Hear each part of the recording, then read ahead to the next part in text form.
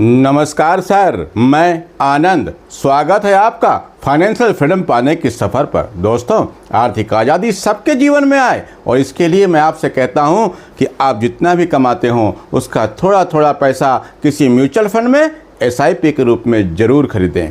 दोस्तों, आगे बढ़ने से पहले मेरा आपसे एक निवेदन, कृपया चैनल को सब्सक्राइब कर दीजिए और नोटिफिकेशन की बटन को ऑन करके ऑल का घंटा दबा दीजिए, जिससे मेरे सारे वीडियो सबसे पहले आपको देखने मिले। और हाँ, म्यूचुअल फंड को लेके आपके मन में कोई भी सवाल हो तो कमेंट बॉक्स में जाकर लिखिए। मैं आपके सारे सवाल पढ़ता हूँ और सबका जवाब देता हूँ। सबके कमेंट मैं वीडियो में नहीं ले पाता, लेकिन जहाँ आप कमेंट करते हैं उसके नीचे रिप्लाई ज़रूर करता हूँ। चलिए दोस्तों, आज बात करते हैं सोने के बारे में। बात करेंगे कि सोना खरीदने की दीवानगी और सोने के रेट आज आसमान पर हैं और इसके पिछले इतिहास को भी हम जानें।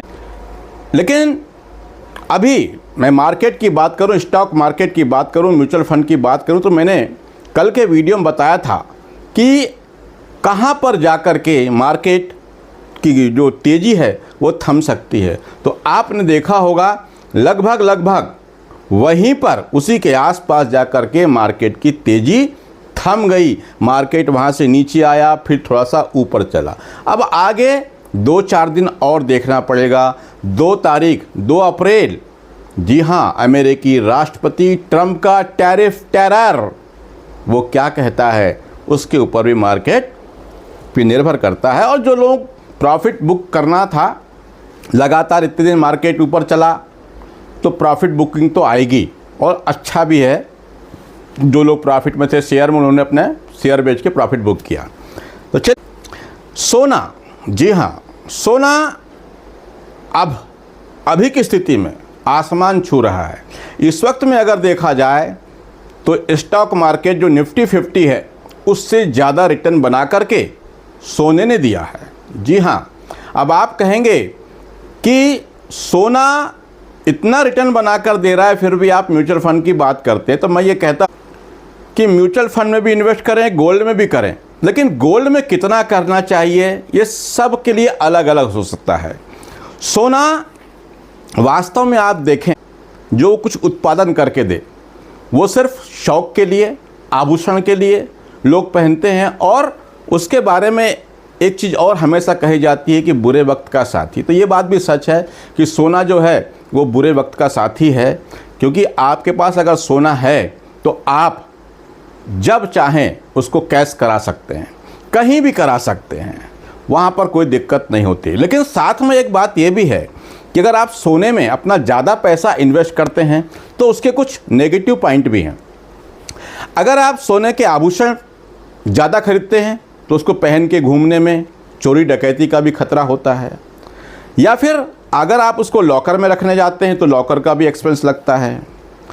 और साथ ही मैं ये कहता हूँ, अगर आपने सोना आभूषण के रूप में खरीदा है तो यदि आपने 1 तोला कोई सोना आभूषण के रूप में लिया है और 10 से 12 बार आप दुकान में जा कर के उसको बदलाएं, रिपेयर कराएं, नई डिजाइन का लें, तो मेरे ख्याल से 10 से 12 बार में यदि आपने वहाँ पे कुछ और पैसा नहीं लगाया तो 10 से 12 बार आप दुकान में यदि उस सोने को लेकर गए तो सोना आपके हाथ से निकल जाएगा। यानी उसकी मेकिंग चार्जेस और जो अट्टा बट्टा कटता है वो सब अगर देखें तो आपके हाथ में 10-12 बार में वो सोना ख़त्म हो जाएगा। लेकिन मैं ये नहीं कहूँगा कि सोने में पैसा नहीं लगाना चाहिए, लेकिन सबको कितना लगाना चाहिए। देखिए, हम बात करते हैं इन्वेस्टमेंट की, और इन्वेस्टमेंट ऐसी जगह करना की बात करते हैं जहां पर वो हमको कुछ कमा कर दे।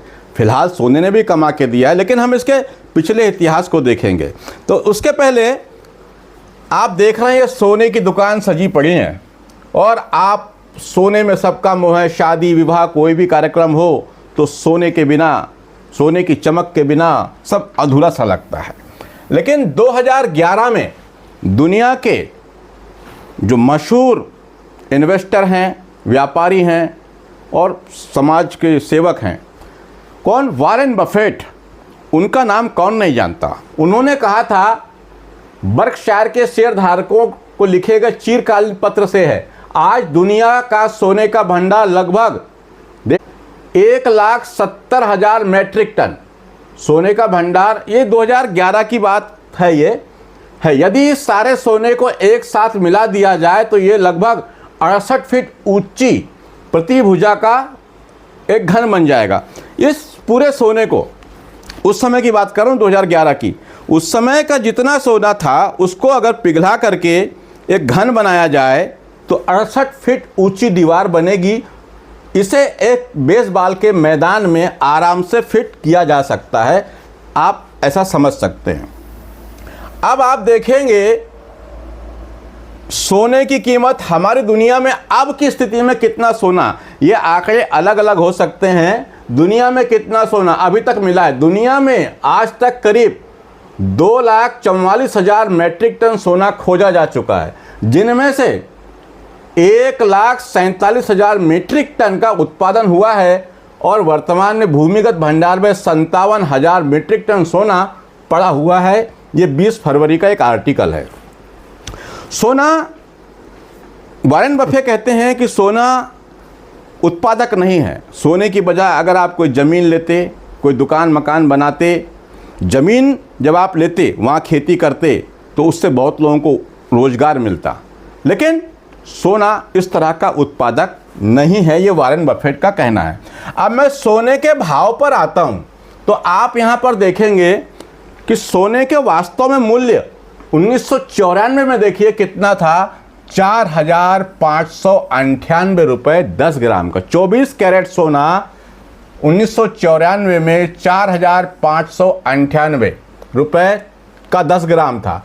उसके बाद आप देखते जाएंगे इस चार्ट में, ये रेट देखिए आप, ये लगभग 2002 तक, 1994 से 2002 तक, इतने पीरियड में लगभग ये सोना 4,000 और 5,000 के बीच में ही घूमता रहा। 2003-04 की भी बात करें तो यहाँ पर भी आप देखेंगे सोना ये 3 साल, ये देखिए 5,000 7,000 तक, यहाँ पर 10 12 14 18, 2010 में 18,500 पर सोने का भाव था 10 ग्राम का।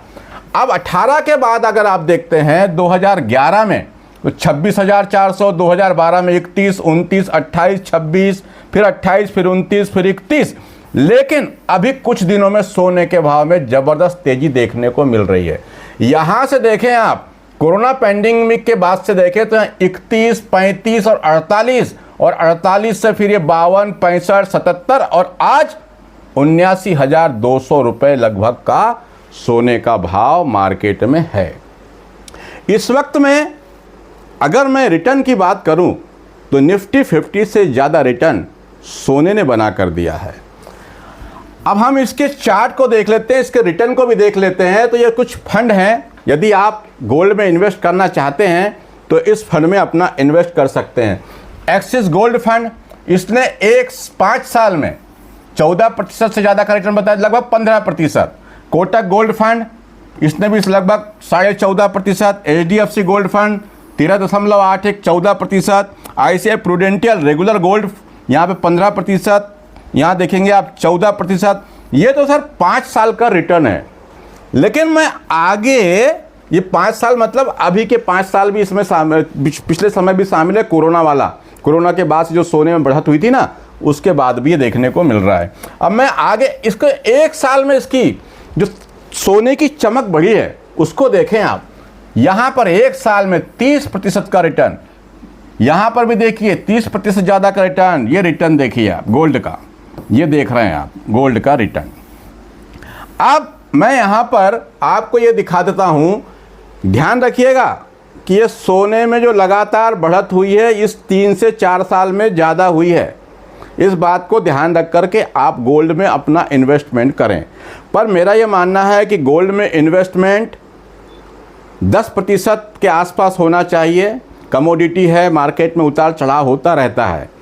अब बात यह आती है कि हम अगर सोने में इन्वेस्ट करना चाहते हैं तो कैसे करें। तो मैंने जैसे कहा, अगर आप बाज़ार से जाके सोना खरीदते हैं तो उसमें सोने की कीमत में मेकिंग चार्ज, उसके बाद जब बेचते हैं तो अट्टा बट्टा ये सब लग जाता है। आपको जितनी आवश्यकता हो अपने पहनने के लिए, शौक़ के लिए, उतना तो आप कर सकते हैं, वो भी आपकी इच्छा पर। मुझे उस पर ज़्यादा वो नहीं है। अगर मैं इन्वेस्टमेंट की बात करूं, जहां से पैसे को ग्रोथ करने की बात करूं, तो मुझे लगता है कि हमारा जो पोर्टफोलियो वो डाइवर्सिफाइड होना चाहिए। इक्विटी में भी होना चाहिए, बिल्डिंग मकान में भी होना चाहिए, सोने में भी होना चाहिए, डेट फंड में भी होना चाहिए, बैंक में भी अपना इमरजेंसी फंड होना चाहिए। अब मैं इसके रिटर्न की बात करूं तो मैं मान लेता हूं किसी ने 10 लाख रुपया लगाया और 10 साल के लिए लगाया। आज से 10 साल पहले किसी ने 10 लाख रुपए लगाया, कहाँ पर? ये डोमेस्टिक गोल्ड फंड में। तो क्वांट गोल्ड है, एसबीआई गोल्ड है, आदित्य बिरला है, HDFC, ICICI, Kotak, Invesco, Nippon, axis, LIC, ये ईटीएफ भी हैं और म्यूचुअल फंड भी हैं। तो यहाँ पर आप रिटर्न देख सकते हैं 10 साल में 11% से ऊपर का रिटर्न आपको देखने को मिलेगा अधिकतर में, और यहाँ पर 10%। लेकिन ये 10 साल का देखा आपने, लेकिन अगर 1 साल का देखूं तो आप 1 साल में सोने का रिटर्न देख सकते हैं 18% से ज़्यादा का रिटर्न बनाकर दिया।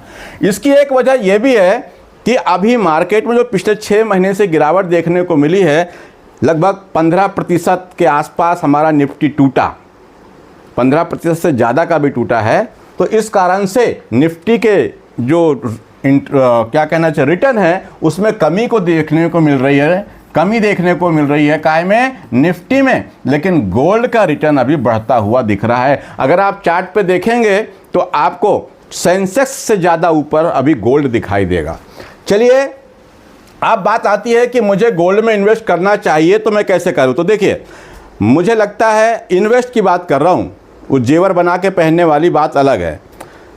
अगर आप इन्वेस्ट करते हैं तो किसी म्यूचुअल फंड में करें, क्योंकि यहाँ पर आपको ट्रेडिंग अकाउंट डीमेट अकाउंट नहीं खोलना पड़ेगा। लेकिन अगर आप ईटीएफ के माध्यम से भी कर सकते हैं, ईटीएफ ज़्यादा अच्छे होते हैं, लेकिन वहाँ पर यह होगा कि आपको एक डीमेट अकाउंट खोलना पड़ेगा, और वहाँ पर कई बार ये होता है कि हम जैसे ही थोड़ा प्रॉफिट देखते हैं तो गोल्ड को बेच देते हैं।